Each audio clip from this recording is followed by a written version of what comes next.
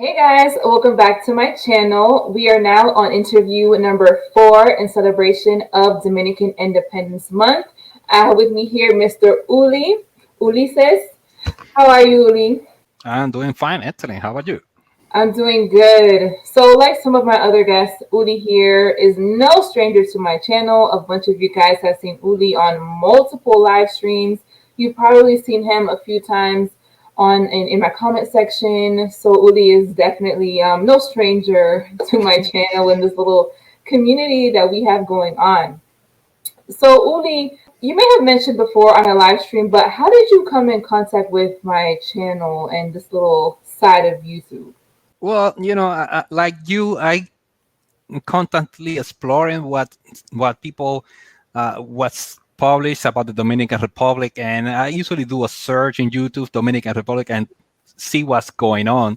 And Mhm. I saw an interview that I think some people from the African diaspora channel were Yeah. doing to you, and I like what you some of the things you had to say. Others I post a comment, I because I didn't know you, I didn't know your background, so I post a very dumb comment because I assume things that about you that I shouldn't have, and which Mhm. is a mistake that I always complaining that people do, and you correct me, and no, yeah, and you have it was, I don't recall what it was exactly, but it was something regarding the history of the country, Yeah. and you happen to know a lot of stuff that I didn't know. Yeah, Uh-huh. so that's how we get in touch, and I kept Yeah. looking at your channel, which was weird because it was a beauty channel. It, And it was a supposed lot. Yeah. was supposed to be a beauty channel, and yeah, Yeah. it didn't work. At I see, I'm still ugly.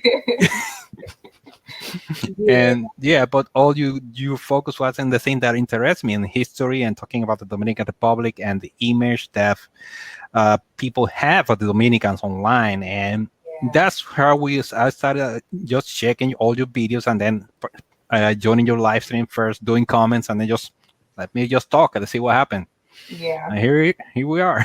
All right, yeah. Well, I'm glad you stuck around, and I don't blame you for maybe misinterpreting or whatever something that I said. I mean, I know when it comes to Dominicans in general, I know we can sometimes be more on the defensive just because of the way people talk about Hmm. us online, and of course, you don't want to be misrepresented by another Dominican. So Hmm. I get it, but I'm glad we are able to clear up the Hmm. confusion and stuff. So I've definitely appreciated having you on my live streams because you are quite knowledgeable, actually. Especially when it comes to a lot of the history, and there's certain people online that don't really know our history, and including some Dominicans, and they kind of misinform the public. So you're always there to correct people. Yeah, that's not my intent, and it's not. I just don't want to be correcting people. It's just when I see something that is obviously not true, I just cannot shut up. Otherwise I will explode. I say no, no, no, no, no. That's not that's not how it Yeah, was. I get it. Yeah. Mm, Yeah. Well, thank you anyway for your contribution to the channel. no problem. Yeah. So getting on to the first question. So like I like to ask everyone, I just want to ask about your backgrounds in DR. Now you were born there, of course, correct? Yeah, I was born and raised in the Dominican Republic. I lived there until I finished my high school. Oh, Yeah. okay. So you came already like as an adult, basically. Yeah, and Okay. yeah, I'm from there. I went to Puerto Rico. That's where I went to college. Hmm. That's what I had a great time over there. Puerto Rico is amazing, and I honestly thought that I will retire there. That's what I went to. Like I said, I went to college there, graduated from college, got my first job, got my first house, my second house. Oh wow. So you were in uh, Puerto Rico. Okay. Well, let me wait on that because I was going to ask you about your experience in Puerto Rico. That's one of my questions. mhm. So where in DR are you from? Like, where's your family from? I'm from Santiago, Oh, Cibao. yeah. Okay. Yeah. Yeah. I don't know why being that was what like the second largest city in DR, right? No, the second largest. Yeah, the second largest. I don't know why I never go to Santiago. I've been there once for like half Mhm. a day, and I've been to the airport there, but I always go from the airport straight to Bonao. So I don't know why I never. Well, Santiago is not a touristy place. It's nice, but it's not the place that somebody that wants to meet the Dominican Republic for tourism will think of going first unless you're into tobacco, because that's what you said. The main industry originally was tobacco, and Okay. Dominican cigars, they come from that area. If you're Hmm. into that, yeah, you want to go to Santiago. But if you want to go into the beach and have fun, you don't go to Santiago. Yeah. I mean, the nearest base is like an hour and a half Yeah. from there. But like I said, it's a nice place. I will invite you to go. Uh-huh. I have a house there. You're welcome to stay. Uh, Oh, yeah, okay. that's what I always tell my people, because my mom, she's retired and she spent half the year in Florida and a few months in the Dominican Republic. And I always tell people, look, my money's there. You can go stay with my mom. She will cook for you. I just tell her, look, a good friend of mine going. So if you want to know Santiago, you're welcome to stay there. Okay, well, good to know. Hmm. The only thing I really know about Santiago is the big monument thing. What's it called? The Monumento a los Héroes.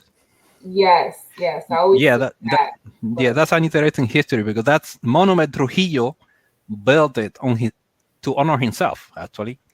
In mm, fact, and that place was basically the southern limit of the city. There was nothing behind it, mm, and yes, this big monument, and he had a big statue of him looking down on the city originally.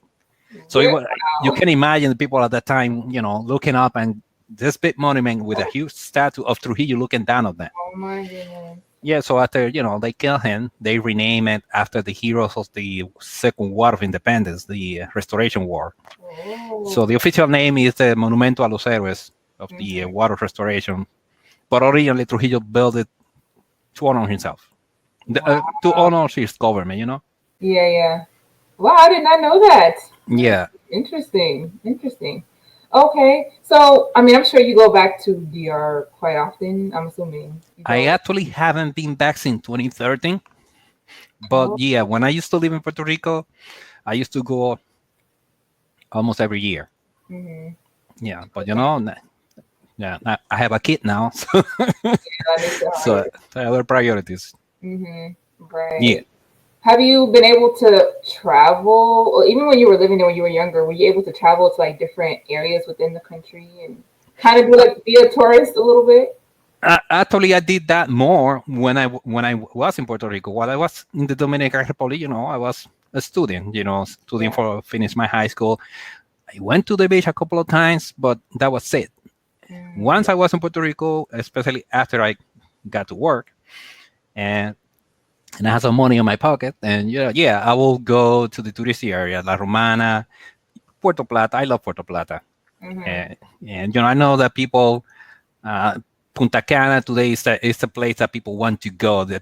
The place that people think about when they think about the Dominican Republic. But I always tell people, if you go to the Dominican Republic and you go to Punta Cana, you're kind of going like a touristy place that, Yeah. yeah, it's nice, but you're not really getting the feel of the Exactly. country. So you just go there. So I prefer to go places like Puerto Plata, which is more Dominican than Punta Cana.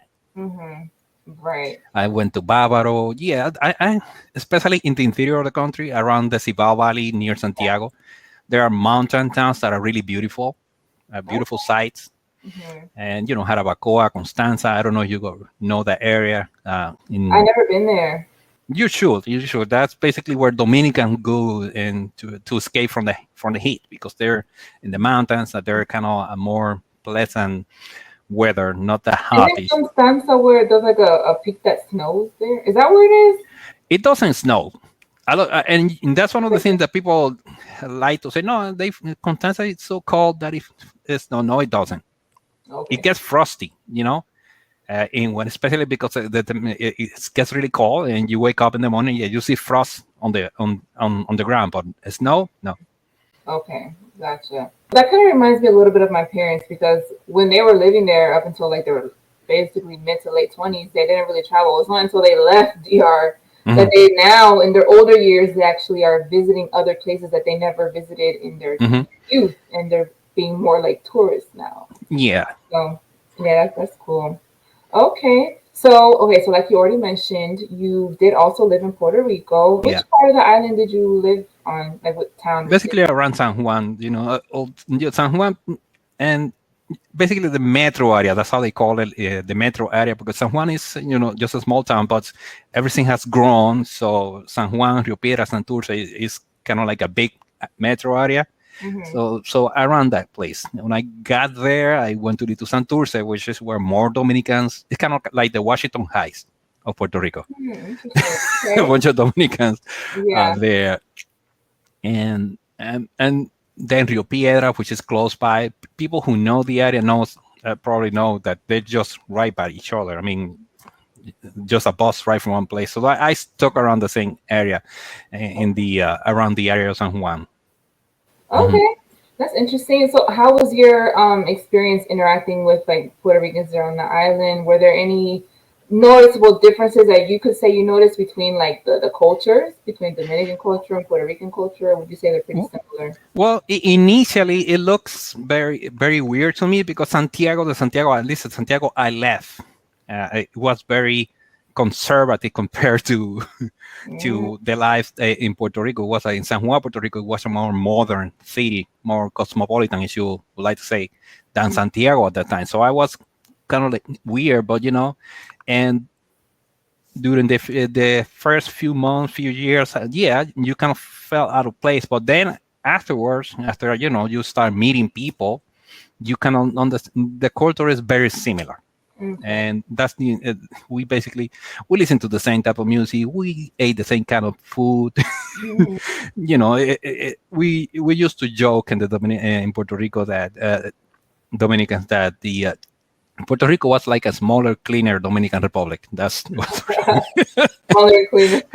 Dominican Republic. And yeah, and there is some rivalry in between us. We like to, Yeah. uh, uh, joke about each other, but in the end, we are very similar. And I'd like to point out that while I was there in Puerto Rico, I always went to the baseball championship. The Caribbean Series, which is kind of like the competition between the teams from Puerto Rico, Mexico, the Dominican Republic, and Venezuela. And they were very heated games, but I never ever saw anybody being disrespectful of anybody else due to the rivalry between both countries. I mean, if nobody who won, yeah, people will taunt each other, but never in a way that was disrespectful and mean.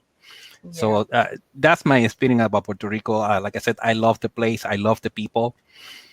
It was the economy that let me why I left. It's not because I was not happy there. Yeah. Yeah.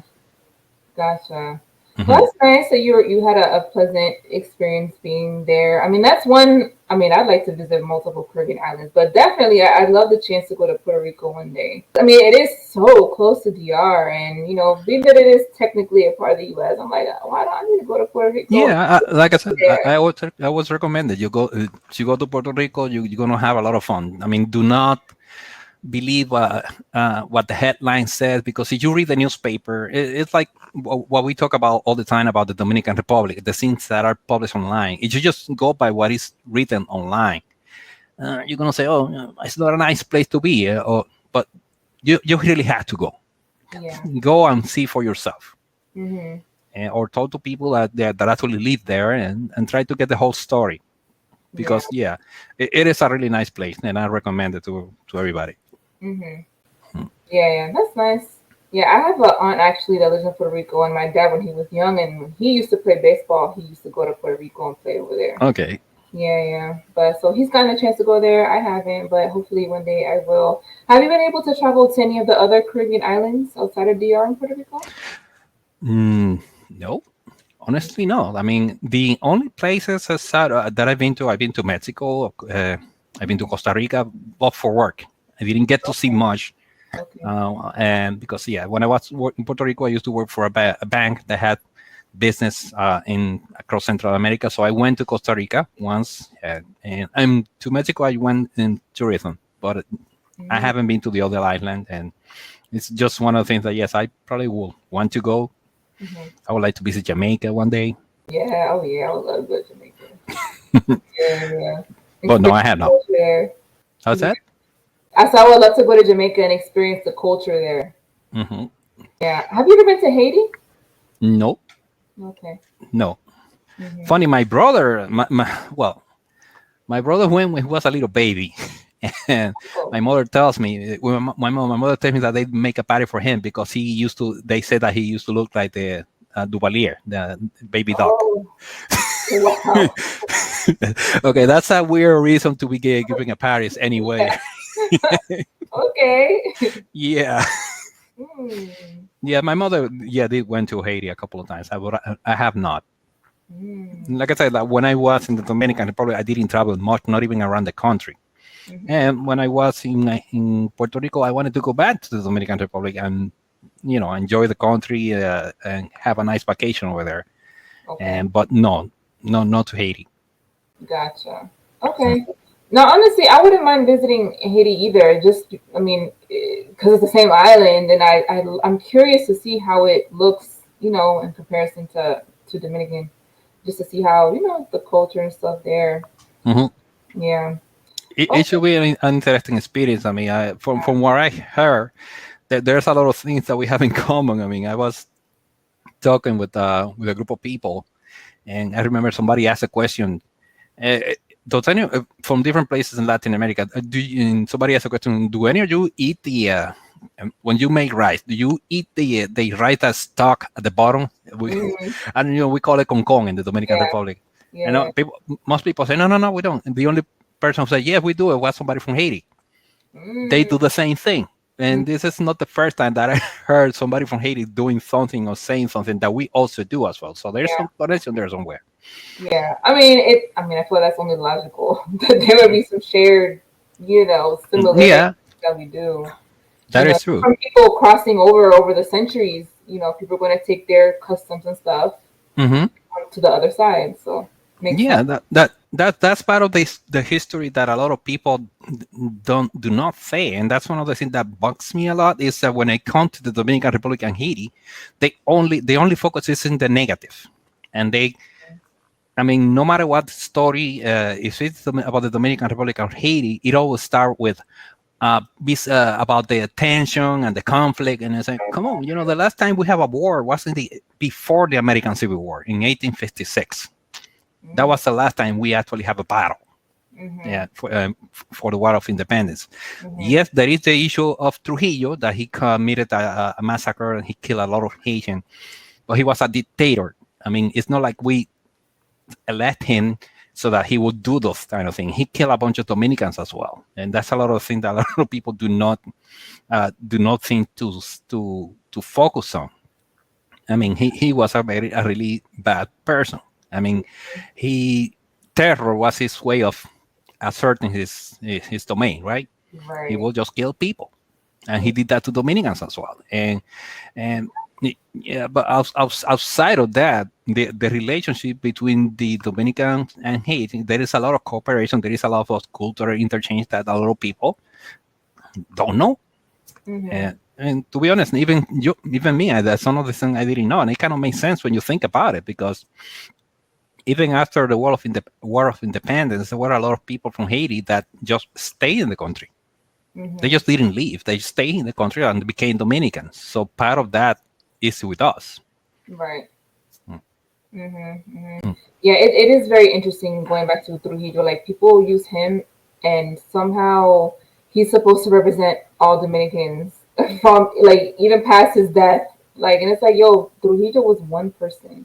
Hmm. He did not. He doesn't necessarily represent what all Dominicans thought or all of their sentiments. And then especially, I mean, now considering how many Dominicans still despise him, it's like, come on, y'all, like don't use Trujillo as like the blanket representative of all Dominicans, Hmm. So, but we'll get back to that a little later. Okay. Okay.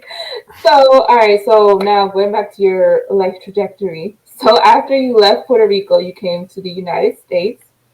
So I know that you mentioned before that you're like in the Baltimore area or close to Baltimore. Is it? Yeah, in Baltimore County, I'm 20 minutes north from Baltimore City. Okay. So have you always been in Maryland? No, no. When I left Puerto Rico in 2008, I went to Florida. Ah, okay. Yeah, and basically, my brother left first. I mean, uh, he had three kids.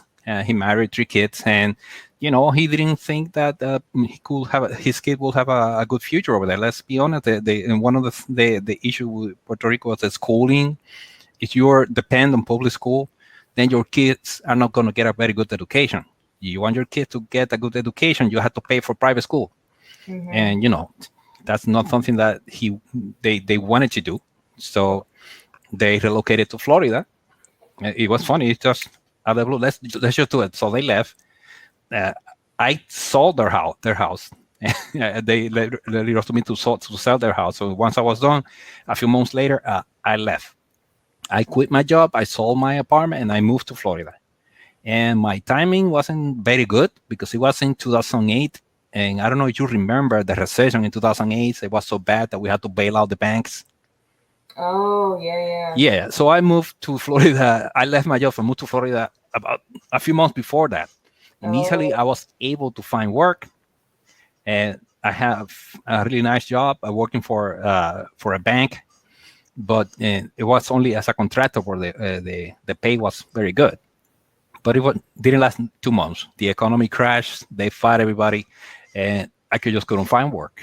So it's kind of like I found myself in a very tough situation. I had to live on my savings for a few months.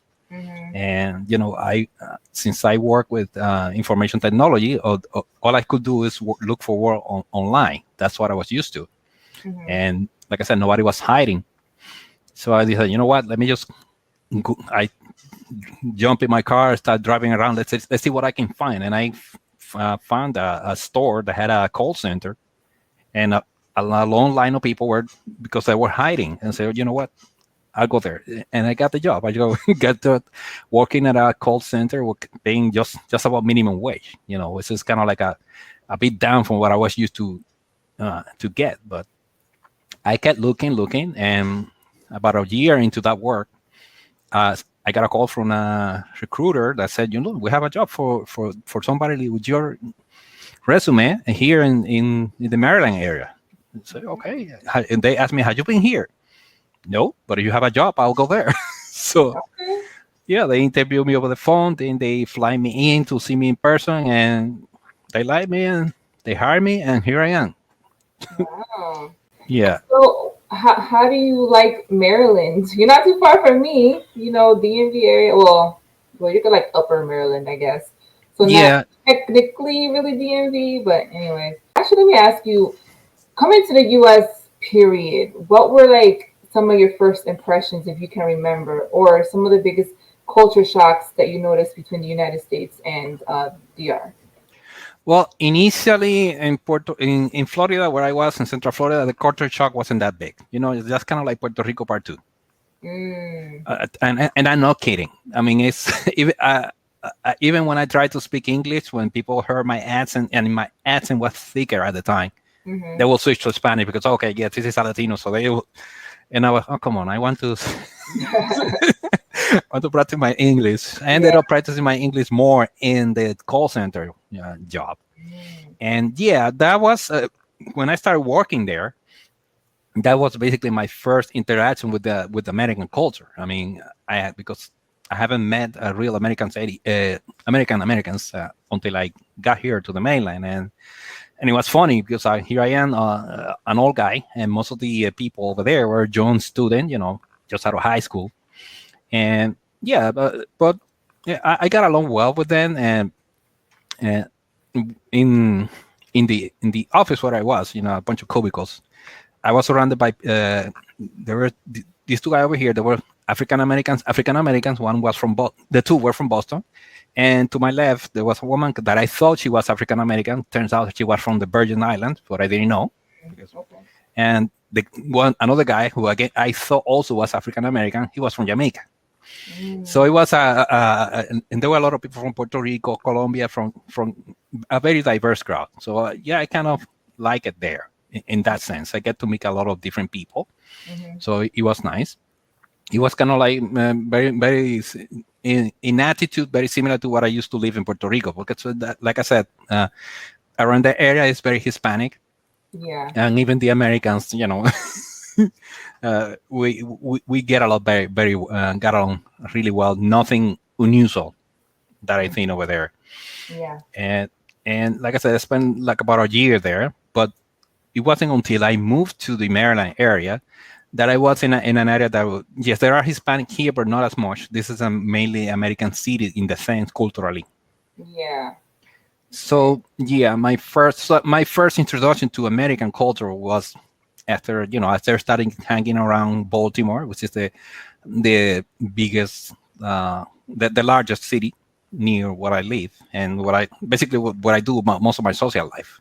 Yeah. And that's when I started meeting how it was, the American culture, and that I didn't know as much about the American culture as I thought I did. Hmm. Yeah, Okay. yeah, because you read the stuff, you watch the movies, but it's never, you're never prepared, and this is true about any culture.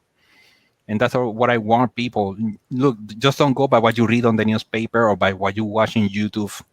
You really have to be there, and even then, you're still gonna keep learning, Yeah. uh, each and every day. Mhm. If you're willing to, and if you open your eyes and are willing to listen, which Yeah. Right. Right. So Baltimore, the population there, is it? Well, you said it's mainly American. Well, the times that I've been to Baltimore, it seems to be predominantly African American. Is that still the case? yeah, yes, it's there's African Americans, it's are a large percentage of the population. So Mhm. yeah, most of the people I met around here are African Americans. They're every like I said, very diverse, but yeah, it's mostly African Americans. So Mhm. yeah, I have met a lot of people. Most of my friends around here are African Americans. The mother of my little guy, she's African American. So yeah, Mhm. and like I said, culturally it was a shock because that's when I started to hear in person some of the things that people tend to think about Dominicans, Yeah. and it still happens today. When I talk to people, and first they see me, and if it's in a crowd, they probably say, "Okay, this is another black individual." Yeah. But then I say something, and that's when I notice the ask, "Oh, okay, so where Yeah. are you from?" And I Right. say, "Well, I'm Dominican," and so that's why the people start asking me questions. Oh, so what about this thing with Haiti? Yeah. Always comes in the conversation. Good questions. Yeah. Yeah, and the thing about we not being uh, proud of our African heritage, that always comes, and Oh. that's the first thing that people ask me. That really shocked me. And said somebody asked me, I don't recall exactly who it was, but the question was, so is it true that you Dominicans don't feel that you're black or something along this, Mhm. along those line? I mean, you heard the comments, and I didn't know what to answer because it's like I said, just me and old guy, and I never heard that before. Mm. Honestly, I never heard that before. In the Dominican Republic, in Puerto Rico, not even in Florida, I never heard that before. So I didn't know what to answer Mm. because okay, how are you supposed to answer that? Yeah. Yes, it's true. I don't like to claim my blackness. Like, It's like, no, yeah, you don't know where the question is coming from, but a lot of people tend to believe that, and yeah. so Yeah. it, with and it's a good thing that happened because it actually forced you to look into that. Hmm. I mean, and So it forced me to look into it too, mhm, because I mean, once I got on YouTube and I kept seeing that, and also seeing it on social media, I was like, let me actually try to dig into this and see where is this coming from. mhm, Because I never heard this growing up. Like I didn't hear people in my family expressing any anti-black sentiment or whatever. So yeah, it mhm. did help me to kind of try and find the source of that. Yeah, uh, and one of the things that I keep hearing, it's almost like a meme already. Uh, Somebody will say, "Well, I met this Dominican guy who was blacker than me, who insisted that he was Spanish," and they Mm-hmm. always say Spanish or Hispanic, one of the two. And that's what I say. Look, it's like a meme these days because I mean the story is always very similar, and that to me is a tale that is might not be true. People just repeating something that they heard. Yeah, I don't doubt that there are people like that. I've seen people like that. Of course. They're everywhere. I mean, they're every kind of people in the Dominican Republic, in Puerto Rico, everywhere. And you will find weird characters. I mean, we have met some online, some. unfortunately people have some channels and say things that are Yeah. yeah, but Yeah. those are not representative of the Dominican in general. And in fact, one of the things that I actually find out, when Dominicans are asked in actual surveys, I mean, what race do you think you are? The number of people who said that they are black or mulatto or some way Afro descendants is large. And I mean, more than half of us Mm. uh, say, yeah, I'm black or mulatto or something or mixed with African ancestry. So the idea that we do not want to acknowledge that we are have African ancestry is false. It's when you look at the actual data. I mean, there is this organization called Latino Barometro. They are based out of Chile, and what they do, they go to 18 different Latin American countries every year, and they conduct surveys asking different questions, and some questions they ask every year to see if how the answer varies, if anything, every year. And one of the questions they ask in all Latin American countries is that question: what racial group do you think you belong to? And Dominicans always, like I said earlier, they don't have a problem saying that they're either black or have African ancestry. So it's not even true. It's a myth, and it's so easy to debunk if you look at the data. But people are not interested in that. People are just interested in expanding on what they think they know. Right, exactly. And see, that's why I was so determined to try and change that narrative. Mm-hmm. At least try to on my channel, and it's like I sometimes tell people like of all the Dominicans that come onto my channel or on my live streams, you will see that most of them, the vast majority of them, have no issue whatsoever, expressing that they have African ancestry. Like, and I always thought to myself, when you go to DR, a country where it's so visibly apparent, how would it even make any logical sense for the majority of these people to somehow be in denial about the fact that they have African blood when most of us is like so visible? So Yeah, I'm like, that that is a good point. But it's not only it's visual. It's part of our culture right. or the way we speak the language. Is our music. Bachata is a Yoruba word, I think. Oh, it is. That means party or something like that. So, I mean, a country that named one of the most popular music in their of their more popular rhythm, bachata, after an African word. That's out to tell you something. That at least you open your eyes. If you're really looking for information, okay, so let me explore this. But no, you don't see that. And I don't know if you're familiar or you ever seen the documentary Black in Latin America. Yes, people always use that as a source of reference. Yes. Yeah, and it it's funny because that documentary came out just by the time I moved here. In fact, I was dating my ex at the time, and we both watched that documentary. That's one of our first dates. We No. watched we, we watched that. She wanted to see what my impression. Yeah, and she said that it was a documentary. Was basically this gentleman, Henry Louis Gates. He just had a narrative that he wanted to push, and that's all he did. If you look at the documentary, and I put it into quotes because I don't consider that a documentary, because he already knew what he wanted to say. He already knew the idea he wanted to promote, and that's what he did. He didn't want to find out anything about the Dominican Republic. He was very biased, and that's is it's very sad because he had a very powerful megaphone, and that was a good opportunity to truly talk about the black experience in the Dominican Republic, but he didn't do it. So So when you were younger, growing up, since you are slightly older, how can I rephrase this question? So when you were coming up, you never saw or experiencing any of the darker Dominicans kind of wanting to like act like they were more whiter, like they were Spanish more than they were black, or you never saw like a like an underlying Eurocentric type of ideal when it came to certain things. Yeah, that is true, uh, because let's be honest, even if it's a myth, there is some measure of truth in it, in the sense that yeah, some people tend to, especially in the past when we were less educated, and tend to was very focused on the Spanish centric uh, culture.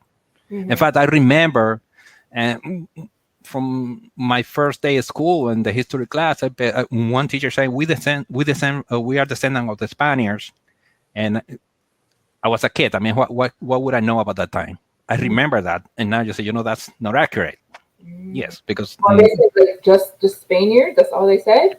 that's all she said. But again, this was just one person, and I cannot say how prevalent it was, but I remember hearing that, and I remember yes, seeing people that should know better saying things that were not accurate regarding or African influence. People saying, trying to deny that it was, and if you were uh, a kid in school, you couldn't wear your hair in an afro because that was considered not I forgot, I don't know what the words I'm looking for, but you're not supposed to be do that. Yeah, And yeah. if you were a girl, you had to that pigtail thing, because you couldn't wear an afro, and you couldn't wear your natural hair, and that thing, that was part of Dominican culture at the time. And one of the things that I commented in your stream, one of your stream, is that when I used to watch TV, the channel I used to watch, most of the presenters were white. Yeah. At that time, I was too young to realize, that's not normal.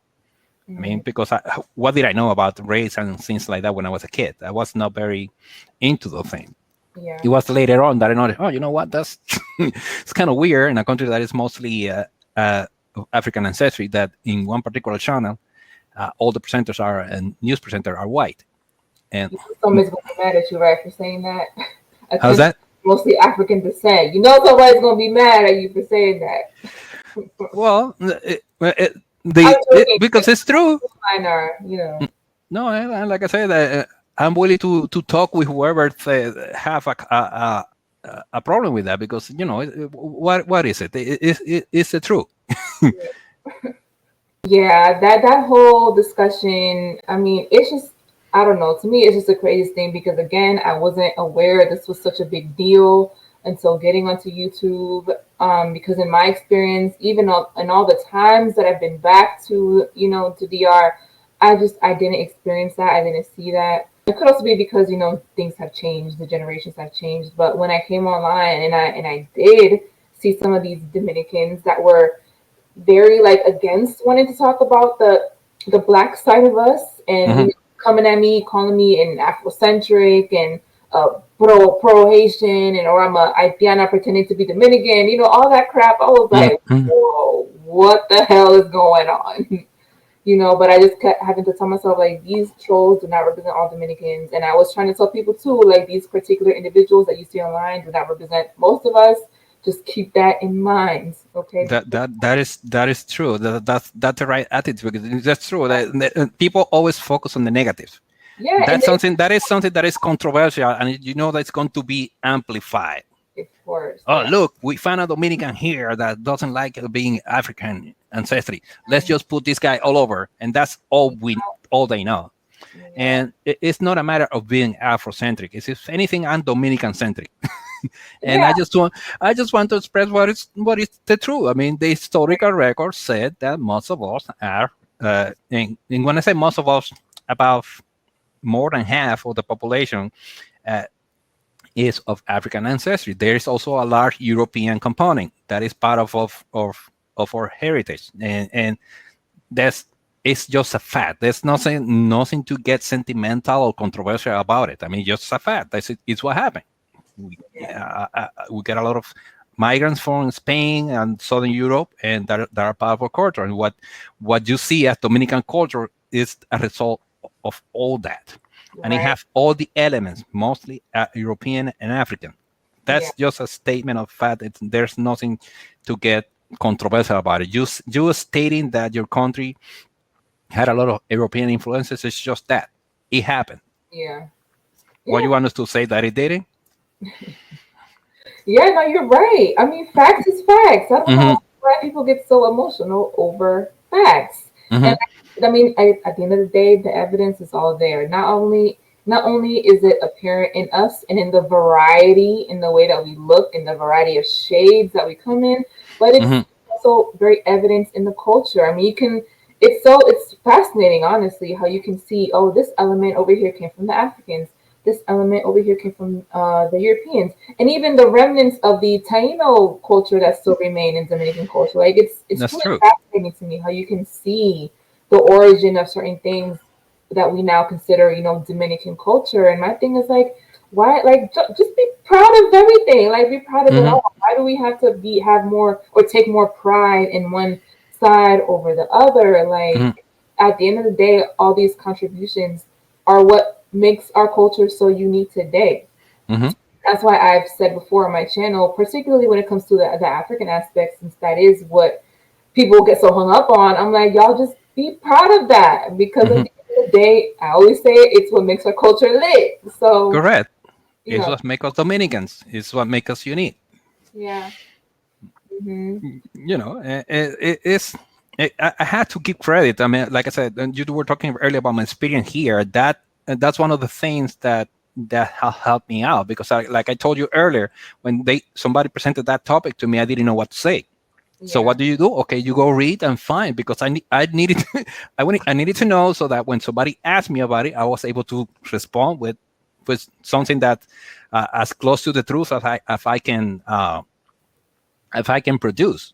Right. And it's still a learning experience. You never stop learning. You just keep asking questions, and I was able to. I'm able now to respond better to that. I mean, there's one of the things that you people heard saying, "Oh, but you guys, when they ask you, you said you don't say you're black. You say you're Dominican."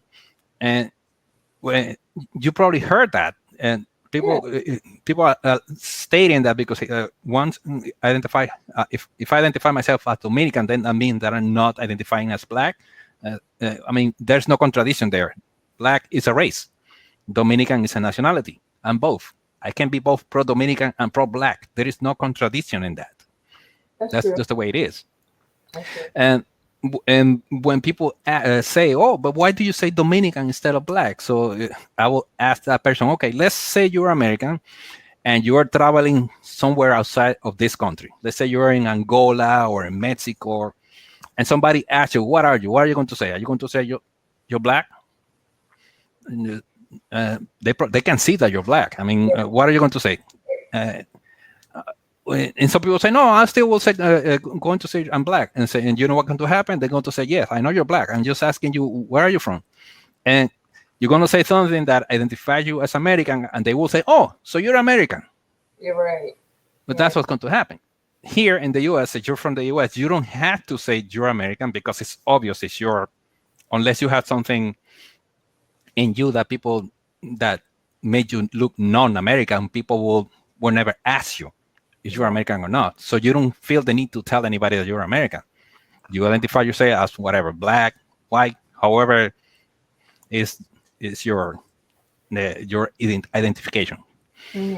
But if you travel overseas, you're an American. That's your primary identity. Even if you want to say no, I'm black or white or whatever, people will see you first as an American because that's the identity that matters for them. And me, I never had to say I'm Dominican while I was in the Dominican Republic. It's obvious because of my appearance, my accent, that I was a local, right? Yeah.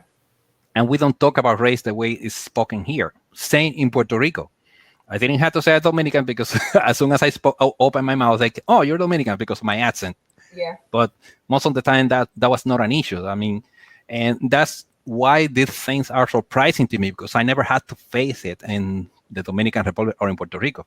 Hmm. Yes, okay, it doesn't bother me. This is the way things are here, and like I said, it's a learning experience. It has forced me to learn about things about my country, about my culture that I was not aware of, Right. and which is how I got to you. Well, that's great. I'm glad all that led Hmm. to getting into my little channel and coming over here. Hmm. And that's why I keep coming. Yeah, yeah. Well, I'm glad. Like I said, it's good to have more other Dominicans that are also rational and knowledgeable, Mhm. and just good peoples. Yeah, because with other particular Dominicans on YouTube, I'm like, nah, we gotta make it clear we ain't like some of these over there. Okay, let them stay Mhm. there. All right, but yeah. So, I also wanted to ask. So again, you've been on a lot of my live streams, and you've noticed how, regardless of what my live stream is about, the topic almost always goes back to DR and Haiti. Yeah. Always, like literally, it can Mm. be. I don't know about. I could be making a video about marriage. I don't know, whatever the hell. But Mm. the point is, it always goes back to our issue. Yeah. Yeah, so how have you felt about that? And what are some things that or reoccurring things that you've heard being mentioned as far as that, like continually?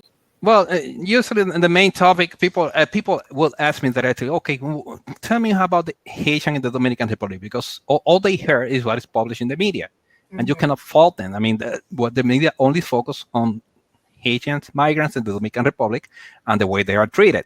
mm-hmm, That some of them, let's be honest, they are not treated very well, especially when they are exploited in the fields and the construction sites.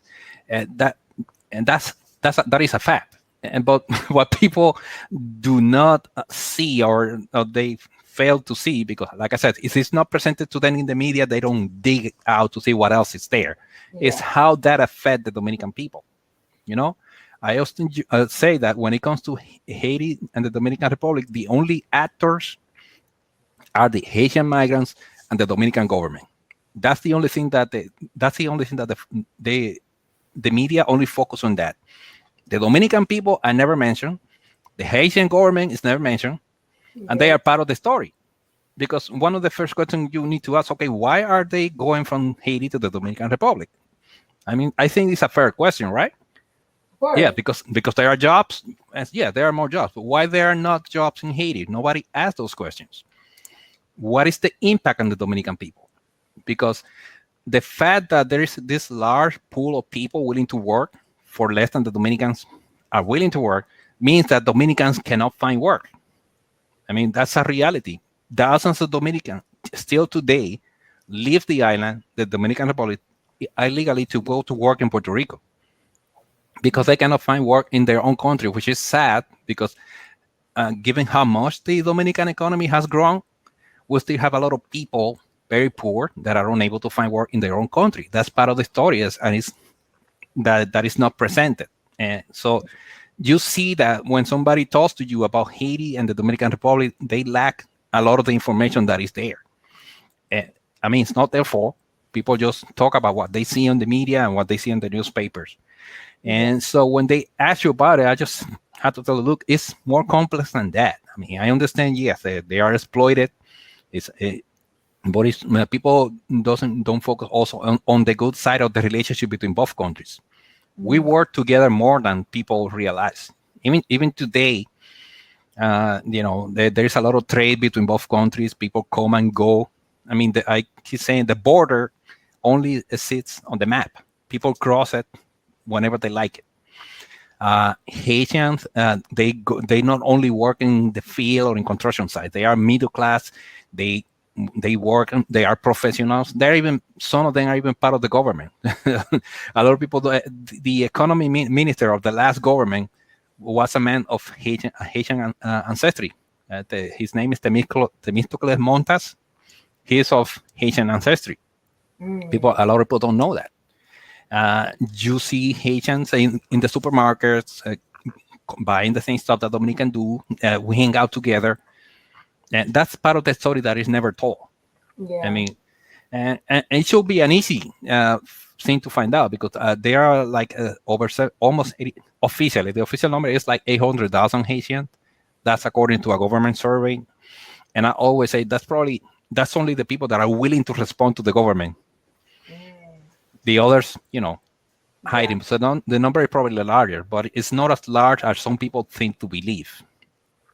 And and you see that even in that situation, there is not a lot of conflict. You don't see fights all the time. between Haitians and Dominicans. I don't doubt it happens, just as it happens that there are fights between Dominicans and Dominicans. I mean, Yeah. it's part of but on the internet, people tend to focus on just the negative. If somebody is arrested or deported or anything like that, that's what all they focus on. They don't focus on the ones that are living there peacefully and try to make a life for themselves, just like we are doing here. People like me, migrants. Yeah. Yeah. Yeah, and see, that's the issue that I have with the media. There's always a certain narrative that the media or social media is trying to push. And like you just stated, when it comes to the whole conflict, with the whole Haitian immigration in DR, whatever, people only focus on, like you said, the Haitian migrants or the workers and the government. But people, and this is something that I noticed too, like when I started getting a lot of questions about that on YouTube, like nobody ever mentions the Haitian government Hmm. or Dominican people. It's always the other two, but not, the other way around. Correct. I just found that very interesting.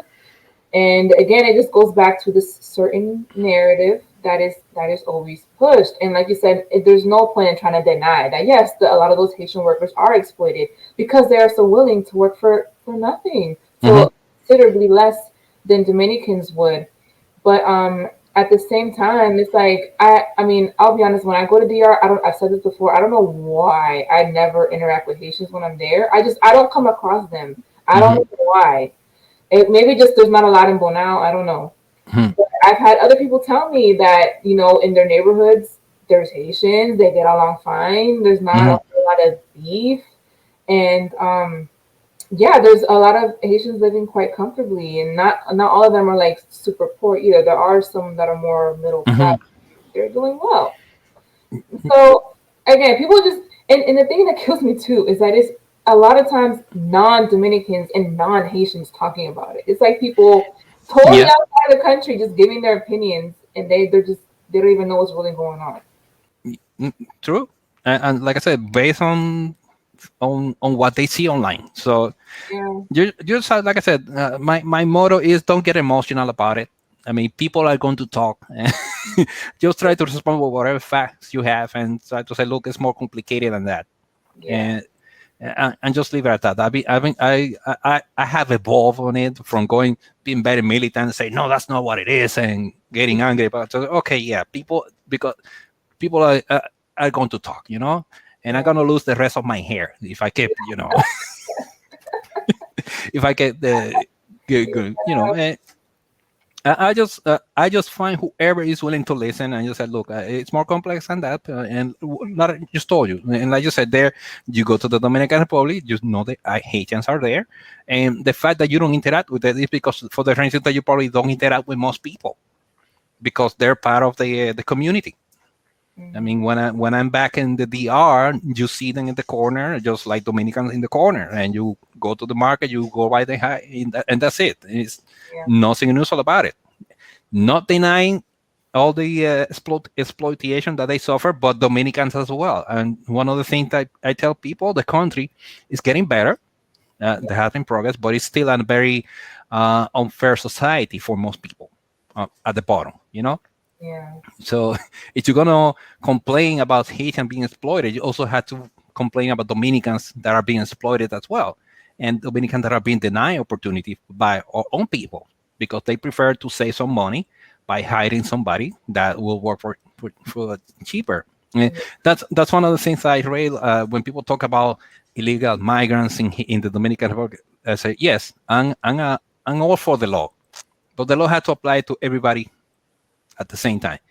You right, cannot just say, okay, let's just enforce it against the migrants and not against the people that are hiding them. And the people that are hiding them are not necessarily the big corporations, the big farmers, even middle class people. When they need to do something at their house, I don't know, clear a field or put a second floor to their house, they will tell the contractor, okay, I will hire you, but can you get me, can you get some Haitians so that to work for you so that it's cheaper? People do that. People say that, and they don't think about the consequences of what they're doing. I mean, if you do that, then you don't have a right to complain about illegal immigration because they're coming for work and you're giving it to them. right, If you yeah, want to stop illegal immigration, well, stop people employing some other illegally. Start that way. If you don't want to do that, well, shut up about it. Yeah. Yeah, no, and that's funny you bring that up because I was thinking about that actually a little before you said that. When people was talk about la invasión haitiana, the Haitian invasion, and Hmm. they make it this huge big thing, and I'm like, okay, but y'all acting like Dominicans themselves aren't also scouting out a lot of these illegal Haitians to work for them for cheap. Hmm. So you can't just entirely blame them. I mean, you got to take like ownership from the Dominican side too. Hmm. Like, well, we're also part of the problem, you know. Hmm. So again, it just shows how there's just so many moving factors when it comes to all this, and you can't really just paint it one way. I mean, there's a lot of moving pieces, Hmm. but people again they don't try to look at things from multiple perspectives or whatever. They just take one narrative and they run with that and they broadcast that, and then that's what people believe. Hmm. Yeah, just focus on the root of the problem. The reason they're coming is because they want to work, and you're giving it to them. Yeah. If you want to stop that, okay, stop hiring people illegally. Enforce the law. And if you're not willing to enforce it, when change the law then? Because Hmm. what's the point of having a law on the book that nobody's following? Right. And not to belabor the point, but regarding, and this is something that I also said in one of your streams regarding the supposed Haitian invasion. I mean, the border, like I said, is just on paper. People from Haiti can come to the Dominican Republic whenever they want. If they really wanted to invade the country, they would have done that long time ago. They're not doing it. And even those that are in the country working, they go back home during Christmas. That I'll tell you that they prefer to be back in Haiti because probably they have family that they want to take care of. I mean, and they go to the Dominican Republic to work. Some of them, a large number, stay in the country. But that has always been the case. Probably more, yeah, probably more than before now, Hmm. because the difference between the country has become larger economically in the last few decades. Up in the 60s, 1960, and there is a report that I found by the IMF, the International Monetary Fund, that said that in 1960 the level of development of both countries was about the same. We were both really poor, and the most of the difference came in the last few years due to the tourism and the how the country has improved, the Dominican Republic. But Now uh, that you say that, I remember reading somewhere that, like you said, up until like the 1960s, like almost 2/3 of the country was rural, like not like that underdeveloped, is true. and then it kind of shifted after the 60s or during the 60s. Yeah, it just came after that, and most of the source is the political instability in Haiti. I don't know if you have been looking at the news lately, but there is also again conflict in Haiti because the president wants to stay one more year and wants to reform the constitution, and it's about. Yeah, I mean, you cannot build a country that way, and that's basically the problem in Haiti. It's mostly political instability, and until that is taken care of, you're going to have this problem of the country being poorer than the Dominican Republic. Yeah, Mm.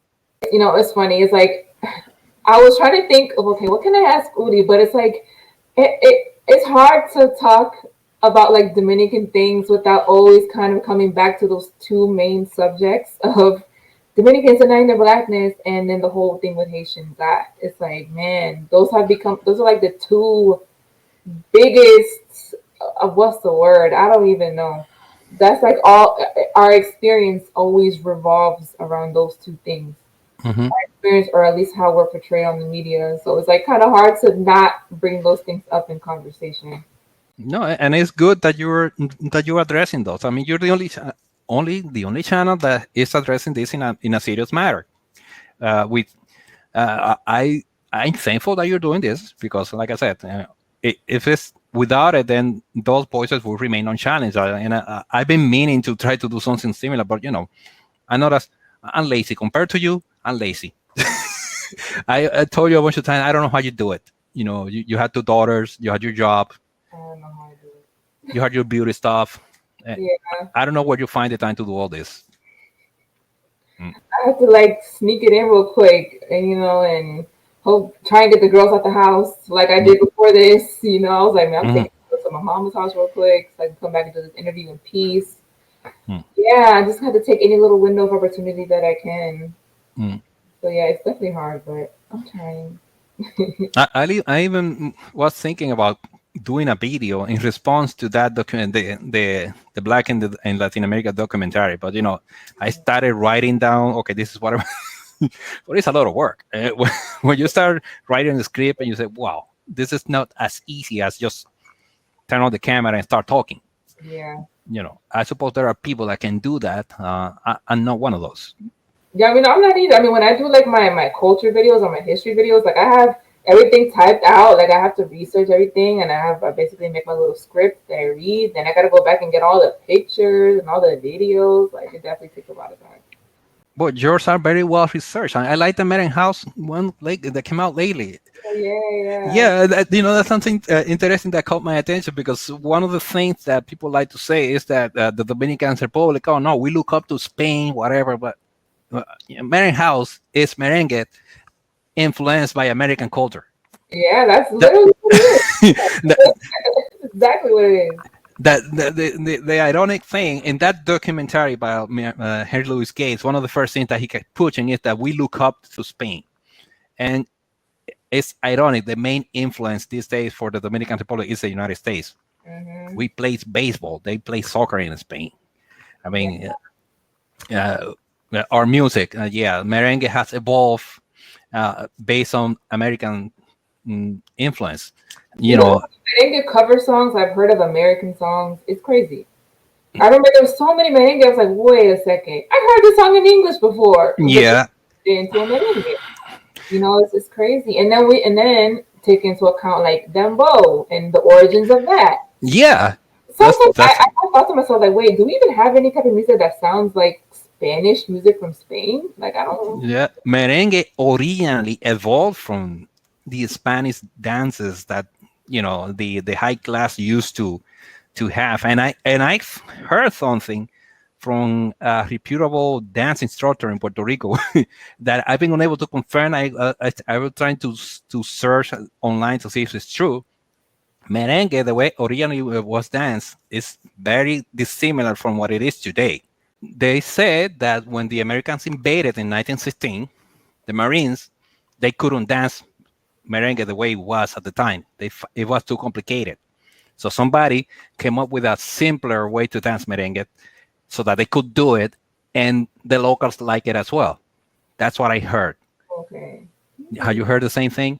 Well, no, I heard that. Well, in like its origins, way, way, way back when, that it was actually danced like in a circle. That it wasn't even danced as a partner dance among like the African descent people. I don't know if that's true or not. It was danced on what? Like in a circle. I don't know, like it wasn't a pair dance until later, but this was like supposedly back in like the 1700s. I don't know if merengue was even. Well, maybe it was another thing, because it was not merengue. The way I understand it, and this is something that I would really like to find out. Yeah. You should use one of your contacts and find out how that because the guy who told the story is, like I said, a very reputable dance instructor, is a scholar basically of dance in Puerto Rico, and he actually showed us, because it was in a dancing class, how he was used to dancing. It was really, very European, and then it evolved as a need, because of the need to teach our invaders how to dance merengue, and the people, okay, yeah, we kind of like that, and that's the one that stuck up. That's something that I want to confirm. But again, if that's true, it goes to show how much of what is the Dominican culture is influenced by the United States, and that's not even new. That's even before we exist as an independent country, because the United States was always the most powerful and prosperous nation around this neighborhood, and that has something to account for all the influences in the Caribbean, specifically. Talking about Cuba, the Dominican Republic, and Puerto Rico, we have a lot of influences that actually come from the United States. So it's ironic that people from the United States are saying that we look up to Spain. Well, in what way? We speak Spanish? Okay. So like 19 countries in Latin America. Yeah. Yeah. I mean, at least what I see when I do come across those Dominicans that are like, oh, Spanish. They're talking about like way from like colonial times. I'm like, that's irrelevant. No. If you see again that documentary from Henry Louis Gates, one of the things he does, If you see, most of the visuals are around the old city, the colonial city in Santo Domingo. He Mm-hmm. goes around looking at the all monuments that are very beautiful, but that's not even 2 square miles of this. Is not really big. Santo Mm-hmm. Domingo is as big as Chicago, and he didn't show most of that. He just showed the old city, which is very Spanish because that's the first city that was built by the Spaniards in the Dominican Republic. So Yeah. yeah, if you show the people only that, you will think that the Dominican Republic is just this Spanish place in the Caribbean, which it isn't. Yeah. Mm. Right. Yeah, I mean, at the end of the day, people just need to go out and just see for themselves, Mm-hmm. travel, explore, visit different areas within the country and just see things for yourself. Don't just go based off of what the media says. Like, Mm-hmm. the cities, interact with the people, see how they interact with each other, and then base your ideas off of that. You Mm-hmm. know? Yeah. In fairness, a lot of people do it. There are a lot of Americans, and there are videos on YouTube. You see African Americans living in the Dominican Republic, and they'll tell you about their experience, and they will answer with their own experience. So Yeah. that's something that people should look into it and see. Okay, if you want to know what it's like to be black in the Dominican Republic, just check videos about black people living in the Dominican Republic and listen to what they have to say. Yeah, pretty much. So, for my last question, Uli, do you ever have any plans of maybe one day moving back to Dominican or maybe retiring here? Well, yeah, but a lot of the depends on things that are not under my control. I Oh, keep going back to this little guy over here. how Uh, old is he now? he's gonna be 9. Okay, He's gonna be 9 soon. nice. Yeah, I mean, I just want to. Yeah, I think about that because when you think about it, I mean, things are getting better in the Dominican Republic. I had roots over there, Yeah, so if I retire when I retire, I mean, it's probably going to be easier for me to live there, you know, than here. I will. Maryland is a very expensive space unless I hit the Powerball. Then oh, I can't remember how many times I played Dead on Powerball. Yeah, yeah, but I probably most likely would do that. I mean, you never know what's going to happen. I'm single right now. I'm trying seeing somebody. Uh, let's see how that happened. I mean, when I came to Maryland, I just came to work. I just saw at the time. Okay, yeah, maybe after a few years, even though I like it, I like the history around the place, but it's not Florida. yeah, And I thought, yeah, maybe going back, but then life happens again. And here I am. So it all depends. I mean, if everything was perfect, yeah, I see myself going back to the Dominican Republic. And it's in the modern world, you really don't have to just it don't have to be an either or thing. It's like I told you about my mother. She spent half the year in Florida with my brother, and then Mhm. she go back to the Dominican Republic. I could see myself doing the same thing. I wouldn't mind doing that once I'm older. Living like half and half. That would be Yeah. awesome. Well, you're on your way. It's like I told you. Look, you keep working on this channel, and you're a young woman. And this channel becomes successful. You can do your show from there.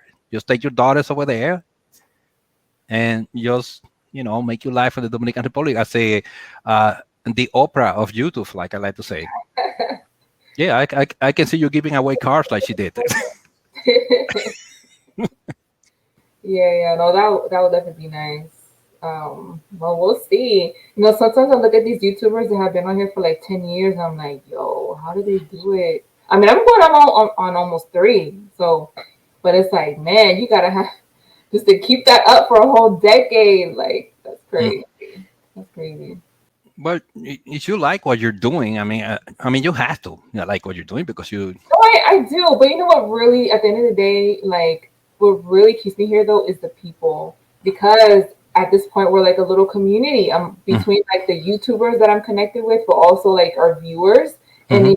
a few of us share a lot of the same viewers, so it's like we know each other almost in a way, and I don't know, like there's a few YouTubers that I really consider like friends now. So I think that's really at the end of the day what keeps me here more than anything, like the relationships, that I've built on here. Mm. Um, but of course, I also like producing content. You have to like that, to Yeah. be a YouTuber. So yeah, it's a combination of all that. But hopefully I can keep that going. Yeah, no, I hope you do. I'll keep coming. I keep watching your videos.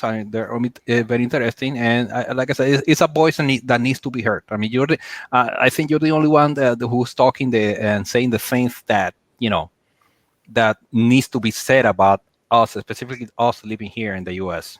Mm, okay. Well, I mean, I don't know if I say I'm the only one, but Well, mm, to me, you are. I mean, I haven't found anybody else, and I mm, look, you know. mm-hmm. Yeah, yeah. Well, maybe this was part of my purpose in life. Yeah. Well, Uli, that's pretty much all the questions that I had. So thank you for doing this interview. I am planning on doing an all Dominican panel live stream Hmm. possibly next week, next Friday. It has to be Friday. So that should be interesting. I haven't gone live in a little bit because you know how those go. But I'm hoping we could have an interesting and productive live stream. So we'll see. I'll try to join. I mean, I'll be there. I'm probably gonna do a fighter complex, and I'm gonna come out at 3 a.m. and make a sandwich like he does. Start eating. I like it. He just come and he start cooking. I said, the chef, Mr. Chef, and he just continue the conversation while in the kitchen. Hmm. So I'm probably gonna do the same. If I unless I'm here earlier with my bottle of wine. Yes. Yeah, I love how you always come on with your little guys. Like, ooh, you ready? He's set for the night. Mhm. Well, guys, to those of you that are watching, thanks for hanging out with us again. Please don't forget to like this video. Subscribe if you haven't already. I don't have any social media of Udi's to link y'all to. He doesn't have a channel or anything, but you can always catch him on my lives and stuff like that. So again, Uli, thank you, and I'll catch everybody in my next video. Bye.